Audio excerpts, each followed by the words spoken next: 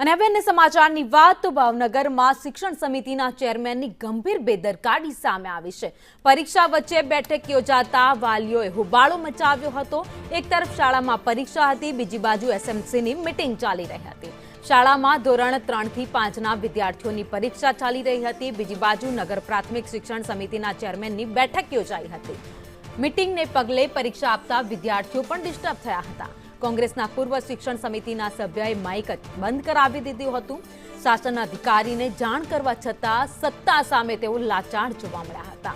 મીટિંગમાં કોંગ્રેસના સભ્યોએ આવી અને માઇક બંધ કરાવ્યું હતું।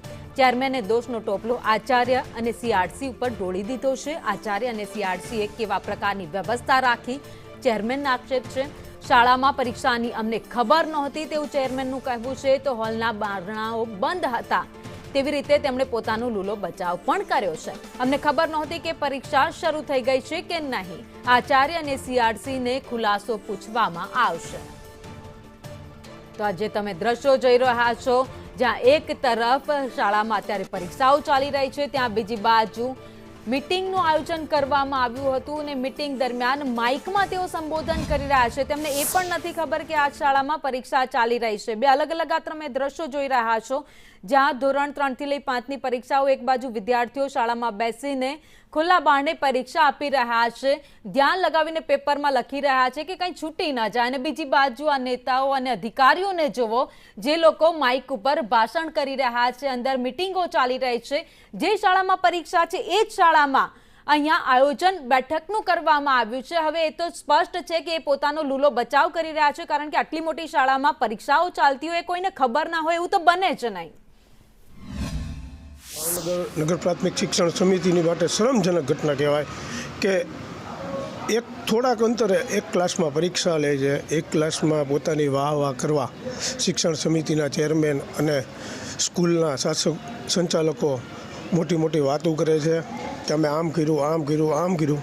તમારે સૂચનો લેવા હોય તો તમે લ્યો, એમાં કોઈ વાંધો નથી, પણ પરીક્ષા દરમિયાન શું કામ લ્યો છો? તમારું પોતાનું બાળક પરીક્ષા દેતું હોય અને જો કોઈ આવી રીતે ડિસ્ટર્બ કરે તો શું તમે ચલાવી લ્યો?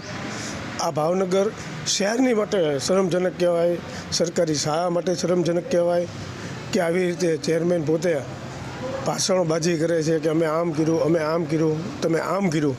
એ કરવા કરતાં તમે પરીક્ષા છે તો એ સમય દરમિયાન મિટિંગ શું કામ રાખો છો? તમને ખબર નથી? એક્ઝામ ચાલુ થઈ, 3 થી 5ના ધોરણની એક્ઝામ ચાલુ થઈ અને એ જ સ્કૂલમાં તમે વાલી મિટિંગ રાખો અને પાછા માઇક સાથે મિટિંગ ચાલુ રાખો, એટલે ડિસ્ટર્બ ન થાય। છોકરાને આપણે સારું શિક્ષણ આપવા આવીએ છીએ કે એનું બગાડવા આવીએ છીએ?